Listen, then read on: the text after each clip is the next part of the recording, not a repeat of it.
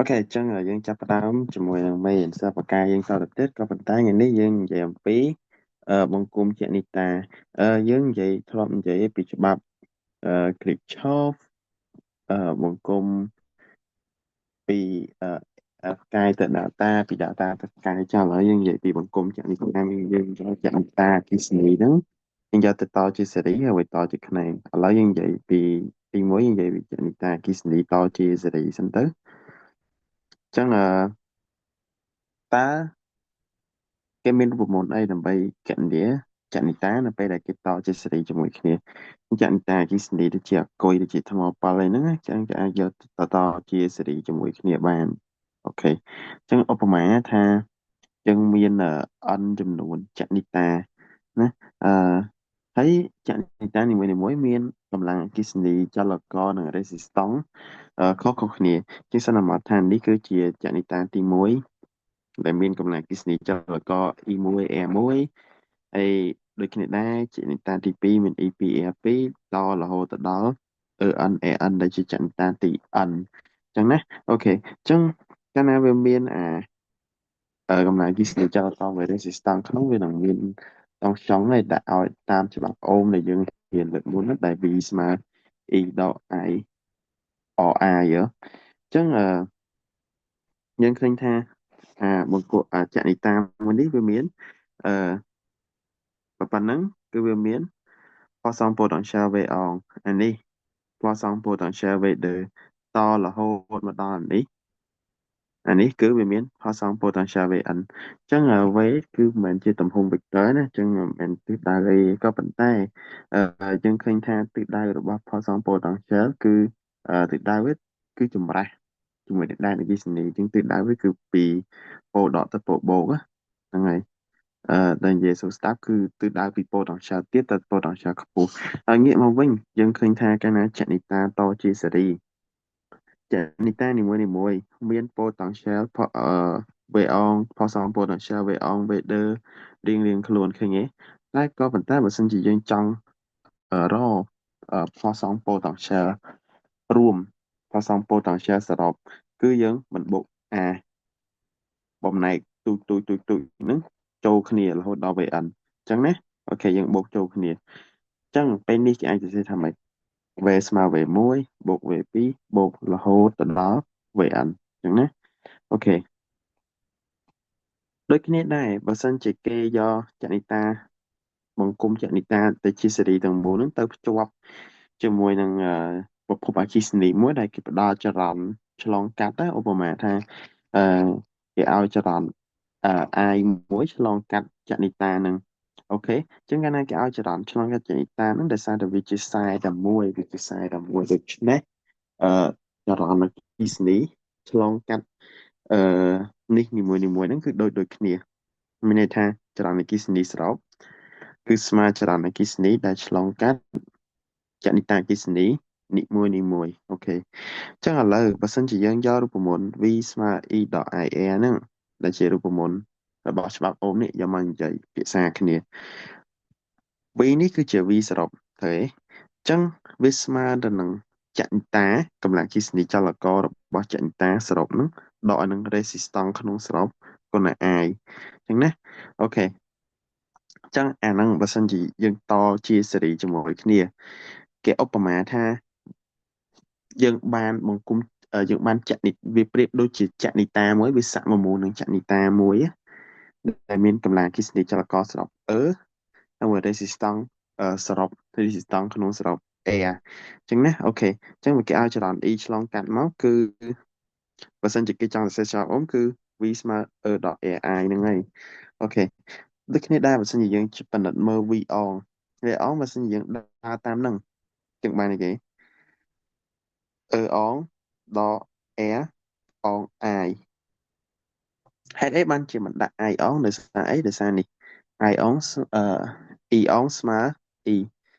ច្រឡំនិយាយប្រាំងអង់គ្លេសលាយចូលគ្នាអញ្ចឹងដោយសារតែវាដូចគ្នាចរន្តឆ្លងកាត់ចនិតានីមួយក៏ប៉ុន្តែយើងឃើញថាចនិតានីមួយមានហើយមួយ air ខុសគ្នាអញ្ចឹងជាហេតុដែលយើងទុក air មួយ e មួយមួយនៅហ្នឹងអញ្ចឹងទៅអូខេបូកតទៅទៀត ហើយបូកតរហូតដល់តួទី n អូខេតោះចាឥឡូវយើងចាប់ផ្ដើមរៀបចំពិនិត្យមើលទាំងអស់គ្នាដល់ a យើងអត់មានអីទេយើងទុកនៅស្ងៀមបានហើយយើងអាចចាប់តួចូលគ្នាបានជាយើងបានអីគេ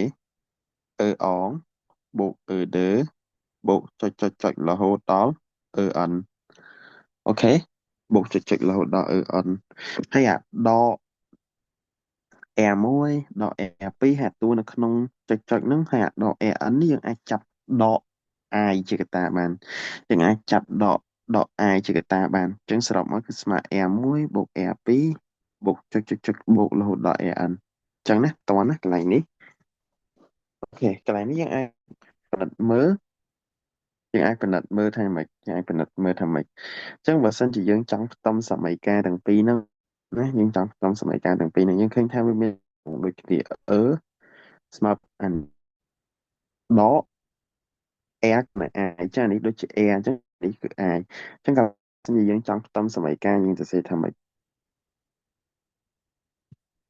គេបានពីរស្មើ1បូក2បូកចុចរហូតដល់n នេះគឺជារូបមន្តទី1ហើយបើសិនជាយើងចង់សរសេរជាទម្រង់ sigma គឺអីគេ e ស្មើ1រហូតដល់ n e ណាអូស្មើ a1 បូកចុចរហូតដល់ an ហើយបើសិនជាទម្រង់ sigma គឺបែបនេះអូខេនេះគឺសាមញ្ញគឺងាយនិយាយទៅកន្លែងហ្នឹងវាដូចជាអីគេវាដូចជារូបមន្ត resistance តជាសេរីអញ្ចឹងហើយបើសិនជាយើងពិនិត្យមើលអានេះមាន resistance R1 អានេះ resistance R2 នៅក្នុងនឹងទៀតរហូតមកដល់ Rn សិតតែ resistance ហេ resistance ហើយតជាសេរីជាមួយគ្នាជាងយើងបាន R ស្មើ R1 បូក R2 បូកចុចបូកដល់ Rn ត្រូវទេហើយឃើញវាផ្ទៀងផ្ទាត់មួយណាវាផ្ទៀងផ្ទាត់វានេះឯងឃើញឯងអញ្ចឹងយើងពិនិត្យមើលទៅយើងឃើញណាថាអឺវាពិតជាសមហេតុសមផលហើយត្រឹមត្រូវតាមរូបវិទ្យាមែនហើយរូបមន្តគឺងាយស្រួលចាំឯងរូបមន្តវាដូចជារូបមន្តនេះដែរធ្វើឯងដូចជារូបមន្តអresistance តជាសេរីអញ្ចឹងរូបមន្តដូចគ្នាតែឥឡូវយើងករណីពិសេសមួយគឺបើសិនជាយើងពិភាក្សាបើសិនជា1ស្មើ2ស្មើរហូតដល់ n ណាបើសិនជាអឺបើសិនជាចំណាំអត់ថាគេយកចនិតាដូចគ្នាយកមកផ្គុំជាសេរីជាមួយគ្នាអាហ្នឹងមិនវិញអញ្ចឹងណាអូខេអញ្ចឹងកាលណាវាមានចនិតានឹងដូចគ្នាហើយយើងសន្មតថានេះវាក៏ដូចគ្នាដែរ resistance ក្នុងវាក៏ដូចគ្នាដែរអញ្ចឹងយើងឃើញថាម៉េចយើងឃើញថាហ្នឹងគឺវាស្មើត្រូវទេ1 2 3 4អីហ្នឹងហើយដល់ n ហ្នឹងគឺស្មើគ្នាទាំងអស់ត្រូវទេអញ្ចឹងបើសិនជាវាស្មើគ្នាឥឡូវយើងអាចតាំងវាដោយស្មើនឹងអីមួយទៅថាស្មើនឹង0ណាមួយចុះអូខេហើយនេះដូចគ្នាដែរថាតាំងវាស្មើនឹង 0ណាមួយចុះជាបើសិនជាយើងជំនួសចូលទៅអាតួមួយគឺជំនួសដោយ0ទាំងអស់ទេជំនួសដោយ0ទាំងអស់អញ្ចឹងបើសិនជាយើងចាប់0ជាកត្តាវាបាន1បូក1បូករហូតដល់ n ដងត្រូវទេហើយ1បូក1បូក1 n ដងប៉ុន្មានមិន n យក1បូក1 2ដងវា2យក1បូក1 10ដងវាមិនបាន10អញ្ចឹងយកបូក n ដងបាន n នេះអញ្ចឹងដូចគ្នាដែរ air គឺវាស្មើ air1 អូខេ